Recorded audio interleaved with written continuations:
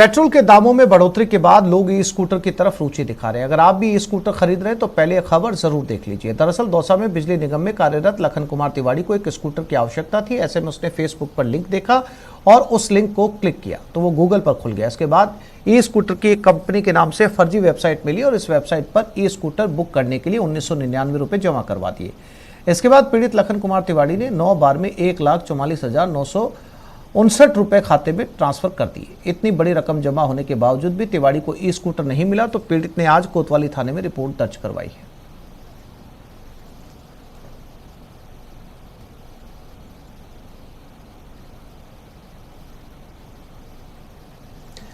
झालावाड़ के कोलूखेड़ी गांव में इंसानियत को शर्मसार करने का मामला सामने आया। गांव की एक विधवा के साथ अवैध संबंध के शक में एक युवक को परिजनों और ग्रामीणों ने रस्सी से बांधकर गांव में घुमाया और उसे यूरिन पिलाने की कोशिश की। घटना की जानकारी मिलने के बाद हरकत में आई पुलिस ने 5 नामजद आरोपियों को गिरफ्तार किया है।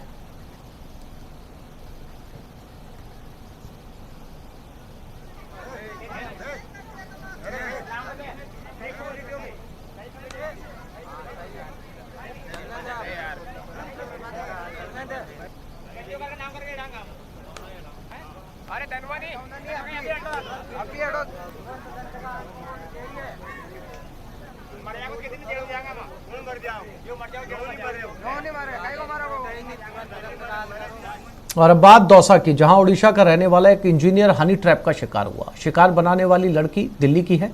दरअसल पीड़ित रविंद्र कुमार दौसा में दिल्ली मुंबई एक्सप्रेसवे में इंजीनियर है और आरोप है दिल्ली की रहने वाली सुजाता पर हनी ट्रैप में फंसाने का और 10 लाख रुपए अपने अकाउंट में ट्रांसफर करवाने का। अब जरा समझिए कि आखिर रविंद्र हनी ट्रैप के जाल में फंसा कैसे। दरअसल रविंद्र की साल 2017 में नेहा नाम की लड़की से शादी हुई थी, लेकिन साल 2021 में प्रसव पीड़ा के बाद उसकी पत्नी की मौत हो गई। वर्तमान में रविंद्र का करीब 1.5 साल का बच्चा है और बच्चे के लालन पालन के लिए इंजीनियर रविंद्र कुमार ने शादी का दोबारा सोचा। फिर शादी.com के जरिए दिल्ली की रहने वाली विधवा सुजाता से उसकी मुलाकात हुई। इस दौरान दोनों मिले भी, सहमति से संबंध भी बने। इस दौरान सुजाता ने अलग अलग कारण बताकर रविंद्र से अपने खाते में 10 लाख रुपए ट्रांसफर करवा लिए। काफी दिन गुजर जाने के बाद भी जब सुजाता शादी नहीं कर रही थी तब रविंद्र ने शादी का दबाव बनाया, लेकिन सुजाता ने शादी के बजाय रविंद्र को धमकाने लगी और रेप के झूठे केस में फंसाकर 50 लाख रुपए वसूलने की बात कही। हनी ट्रैप का शिकार हुए रविंद्र ने बार बार पैसों के डिमांड से परेशान होकर कोतवाली थाने में आरोपी सुजाता के खिलाफ हनी ट्रैप की धाराओं में मुकदमा दर्ज करवा दिया। इसके बाद दौसा पुलिस ने मुकदमा दर्ज कर जांच शुरू कर दी है।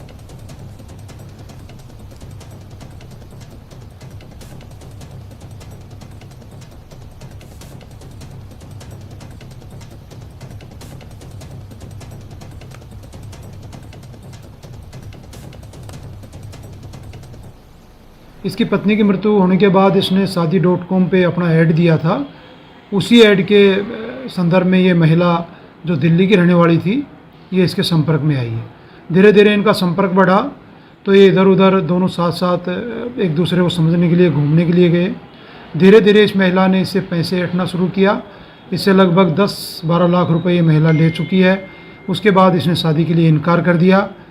इस व्यक्ति ने जब शादी के लिए दबाव बनाया तो महिला ने कहा कि मैं बलात्कार का मुकदमा लगा दूंगी और तुम्हें 10 लाख नहीं 50 लाख रुपए देने पड़ेंगे। इनका प्रकरण पंजीबद्ध कर लिया गया है। अभी इनमें अनुसंधान चल रहा है। हाईवे अथॉरिटी का एक इंजीनियर हनी ट्रैप का शिकार हुआ है।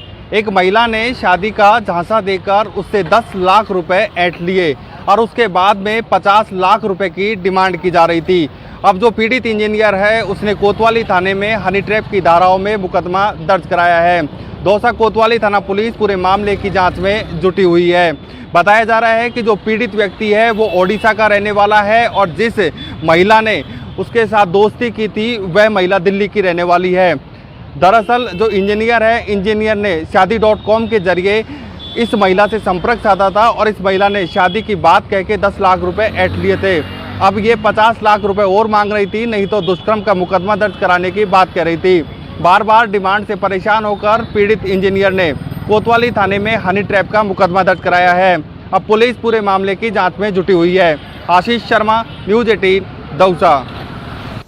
और अब बात राजसमंद की, जहां आमेर थाना पुलिस ने मंदिर में चोरी करने वाली गैंग का खुलासा किया। पुलिस ने गिरोह के सरगना समेत 8 शातिर चोरों को गिरफ्तार किया। पूछताछ में इस गैंग ने 9 वारदातें कबूली है। दरअसल पुलिस ने राजसमंद में चोरियों की बढ़ती वारदातों को देखते हुए एक विशेष टीम का गठन किया और फिर इस गैंग को थर दबोचा। इस गैंग ने 9 मंदिरों में आभूषण, नकदी और सामान चोरी के साथ ही एक बाइक और 2 गैस सिलेंडर चुराना भी स्वीकार किया है। सभी आरोपी दिन में मंदिरों की रेकी करते थे और रात में चोरी की घटना को अंजाम देते थे। आरोपी चोरी के पैसों से अपने शौक पूरे किया करते थे।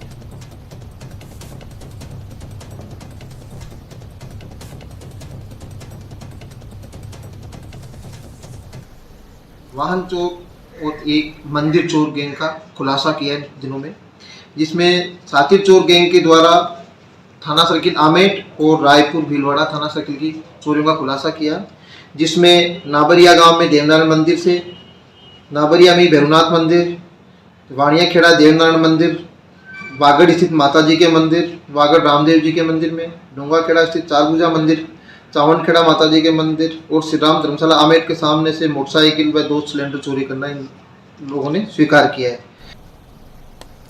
शनिवार की रात दौसा के खान भाकरी की बंद खदान में मिले युवक के शव के मामले में परिजनों ने हत्या की धाराओं में मुकदमा दर्ज करवाया। इसके बाद सदर थाना पुलिस पूरे मामले की जांच कर रही है।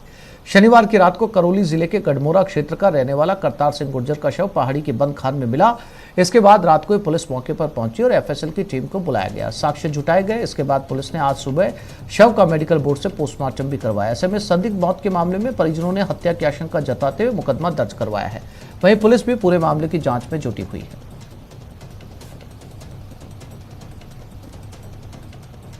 यह खबर भीलवाड़ा से, जहां आसिन में नदी में डूबने से 2 भाइयों की मौत हो गई। इससे पूरे इलाके में हड़कंप मच गया। नदी में डूबने वाले बच्चों की पहचान रेहान और जिशान के रूप में हुई है। दोनों बच्चों की मौत के बाद आसिन क्षेत्र में शोक की लहर है। वहीं घटना की सूचना के बाद मौके पर पहुंची पुलिस ने घटनास्थल का मुआयना कर जांच शुरू कर दी है।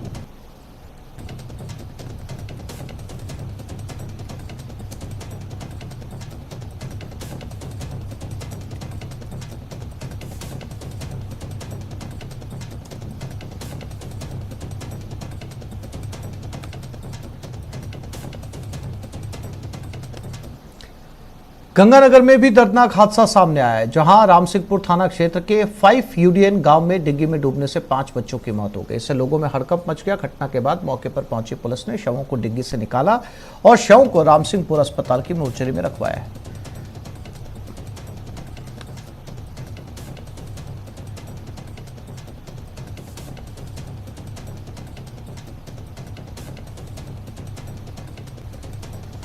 जयपुर दिल्ली हाईवे पर एनएचएआई की लापरवाही का खामियाजा वाहन चालकों को भुगतना पड़ रहा है। हाईवे पर बने गड्ढे और क्षतिग्रस्त पुलिया की दीवार की वजह से आए दिन हादसे हो रहे हैं।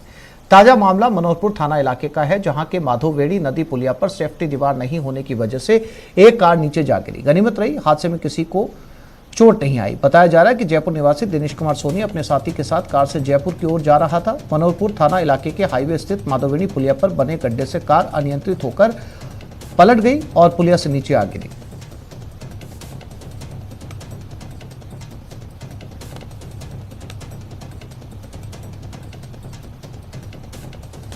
बीकानेर में चलती कार में आग लग गई। ड्राइवर ने कूदकर अपनी जान बचाई। नीलगाय के टकराने से हादसा हुआ। ग्रामीण और पुलिस ने मिलकर आग पर काबू पाया। कार पूरी तरीके से जलकर खाक हो गई। छतरगढ़ थाना क्षेत्र के आरडी 573 के पास यह हादसा हुआ।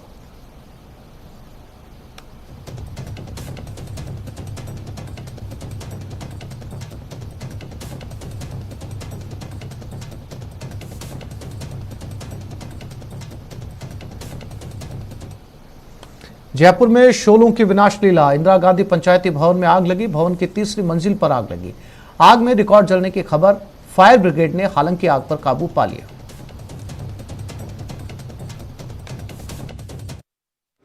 जयपुर के पंचायती राज संस्थान भवन में आज सुबह आग लग गई है। आग पंचायती राज संस्थान के महानिदेशक रविशंकर श्रीवास्तव, जो कि आईएएस ऑफिसर हैं, उनके चैम्बर में लगी। आप देख सकते हैं यहाँ के दृश्य। इस वक्त पूरा जो भवन है, ये जो आग की चपेट में आने से पूरा राख हो चुका है। यहाँ पर सारा सामान जो है वो जलकर राख हो चुका है। वहाँ आपको दिखा रहे हैं वो विजुअल इन ऑफिस के, जो कि डायरेक्टर आईएएस रविशंकर श्रीवास्तव के हैं।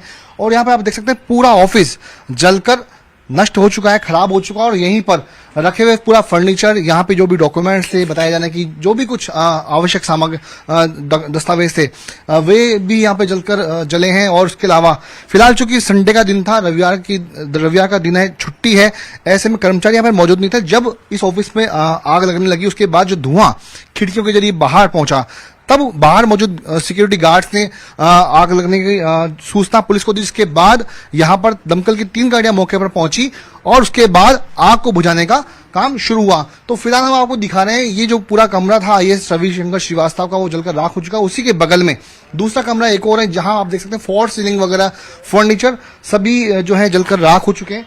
और हमारी जो अभी तक की बातचीत हुई है उसमें लोगों ने बताया कि यहाँ पर बैठने का काम जो लोग ट्रेनिंग करने के लिए यहाँ पर आते थे वो यहाँ पर बैठते थे, उसके बाद ही यहाँ से आगे का काम शुरू होता था। तो फिलहाल हम दृश्य दिखा रहे हैं यहाँ पर आगजनी की किस तरह से पूरा 2 जो ऑफिस हैं वो जलकर राख और खाक हो चुके हैं। तो हम आपको दिखाएंगे, इसके अलावा जो बाहर का दृश्य भी हम आपको दिखाएंगे कि जब दमकल कर्मी यहाँ पर मौके पर पहुंचे तो उनको खिड़कियां तोड़ करके, यानी खिड़कियों के शीशे फोड़ने पड़े, उसके बाद ही आग को बुझाने के लिए, क्योंकि तीसरी मंजिल पर यह आग है। अब आपको दिखाएंगे, यहाँ पर देखिए ये जो कांच है, शीशे हैं, इनको तोड़ दिया गया था। तोड़ने के बाद ही दमकल कर्मी ऊपर तक पहुंचे और उसके बाद में शीशे फोड़े गए यहाँ पर। उसके बाद तीसरी मंजिल पर पाइप लाए गए, आग को बुझाने का काम शुरू हुआ। और यहाँ पर सबसे बड़ी बात, चूंकि फायर इक्विपमेंट्स लगे हुए हैं लेकिन उनका उपयोग नहीं किया जा सका। तो फिलहाल अब तक की जानकारी में ये साफ नहीं हो सका है कि आग लगने की वजह क्या है। कैमरा पर्सन अविनाश के साथ विष्णु शर्मा, न्यूज 18 राजस्थान, जयपुर। कभी सुना है किसी के पेट से सिक्के निकाले गए हों, वो भी 50 से ज्यादा, और उसके पेट से जिसकी उम्र 40 साल के करीब हो? नहीं तो ये रिपोर्ट देखिए। जोधपुर से एक ऐसा ही अजीबोगरीब मामला सामने आया है। पर उम्मीद किया कि हम एक बार में 1 या 2 ही निकाल पाएंगे, और सारे सिक्के एक साथ निकालने का तरीका हमारे पास नहीं है, क्योंकि उसके लिए फिर आपको जगह रास्ता है वो चौड़ा चाहिए। तो हमने फिर प्रक्रिया शुरू करी और एक बार में 1 या मैक्सिमम 2 सिक्के हम एक बार में पकड़ते गए और उनको भोजन की नली और गले के द्वारा वापस निकालते रहे।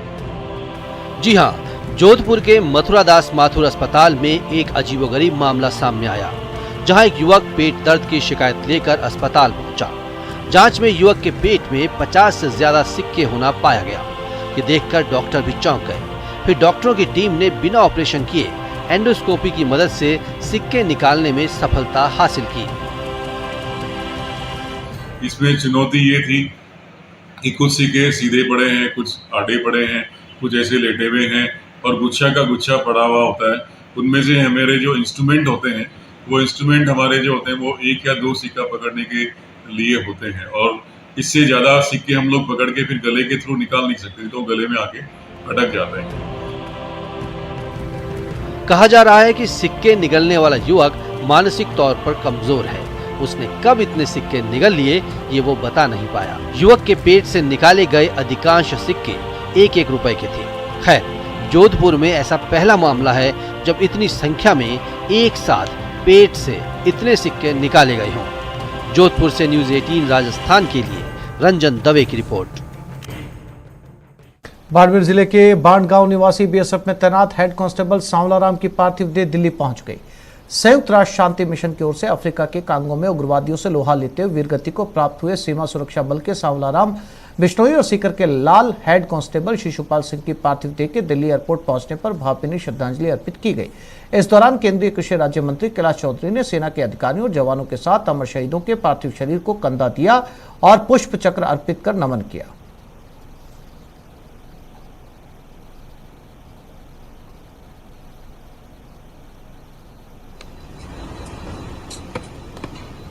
कोटा के श्रीनाथपुरम स्टेडियम को सिंथेटिक एथलेटिक्स ट्रैक की सौगात मिली है। लोकसभा अध्यक्ष ओम बिरला, यूडीएच मंत्री शांति धारीवाल ने इसकी विधिवत शिलान्यास किया। 7 करोड़ की लागत से स्टेडियम के सिंथेटिक ट्रैक का निर्माण किया जाएगा। केंद्र सरकार की खेलो इंडिया योजना के अंतर्गत सिंथेटिक एथलेटिक्स ट्रैक की सौगात मिली है। इस मौके पर लोकसभा अध्यक्ष ओम बिरला ने ऐलान किया कि कोटा बूंदी के हर पंचायत में जल्द स्टेडियम का निर्माण करवाया जाएगा। तो समारोह में मौजूद यूडीएच मंत्री ने भी इस मौके पर क्षेत्र के विकास कार्यों में कमी न आने का भरोसा दिलाया।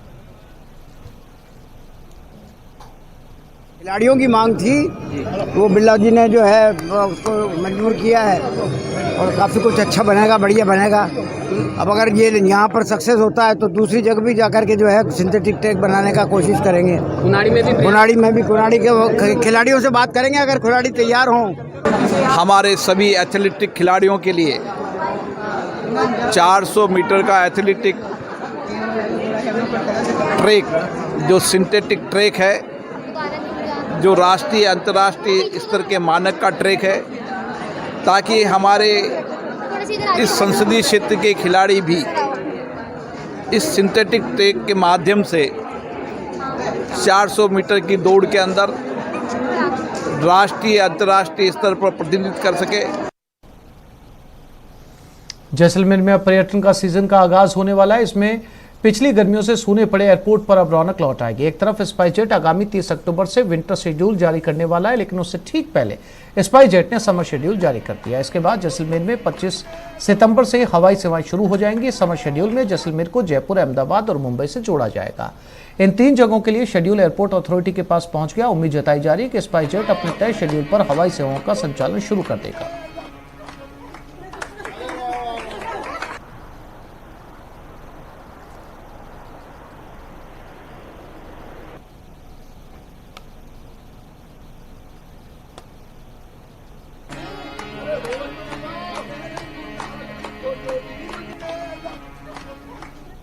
काफी दिनों से जो है फ्लाइट को लेकर चर्चाएं चल रही थी। जैसलमेर के पर्यटन व्यवसायी सभी लोग फ्लाइट को लेकर चिंतित थे, लेकिन जैसे ही अब शेड्यूल आ गया है, समर शेड्यूल, और उसको लेके ये लग रहा है कि भाई पहले जो है 30 अक्टूबर से फ्लाइट शुरू होने वाली थी, लेकिन अब जो है उसमें दीपावली वाला इतना नहीं मिल पा रहा था। पर जैसे आज ये शेड्यूल आया है, अभी जो उन्होंने समर स्केड्यूल्स जारी किए अहमदाबाद, बॉम्बे और जयपुर के लिए, उससे डेफिनेटली बहुत ज़्यादा फ़ायदा होने वाला है, क्योंकि जो हमारे ट्रैवलर्स हैं, टूरिस्ट हैं, उनके लिए ये फैसिलिटी ऑन नवरात्रि और दिवाली पे भी अवेलेबल रहेगी। आप कुछ सोचें और वो हो जाए तो कितनी खुशी मिलेगी। ऐसा ही हाल पर्यटन व्यवसायियों का है। लंबे समय से ठप पड़ी फ्लाइट पहले 30 अक्टूबर से बुकिंग दिखाना शुरू कर रही थी, तो वहीं अब समर शेड्यूल जारी हो गया है। विंटर भी जल्द जारी होने की उम्मीद है। समर शेड्यूल के चलते 25 सितंबर से 29 अक्टूबर तक जयपुर, बॉम्बे और अहमदाबाद के लिए फ्लाइट शुरू होगी, तो काफ़ी पर्यटक जैसलमेर आएंगे। पिछले सालों का जो घाटा है वो अब नफ़े में बदल जाएगा और नवरात्रा से लेकर दीपावली से लेकर आने वाली पूरी सीज़न में पर्यटकों को फ्लाइट सेवा मिलने से, हवाई विमान की सेवाएं मिलने से पर्यटकों की तादाद में भी बढ़ोतरी होगी। इसको लेकर पर्यटन व्यवसायियों के चेहरों पर अब खुशी की लहर है और उन्हें लगता है कि जो उन्होंने सोचा था वो हो गया है और ये कहीं ना कहीं एक सपने जैसा था जो सच हुआ। श्रीकांत व्यास, न्यूज़ 18, जैसलमेर। तो इस बुलेटिन में फिलहाल इतना ही। नमस्कार।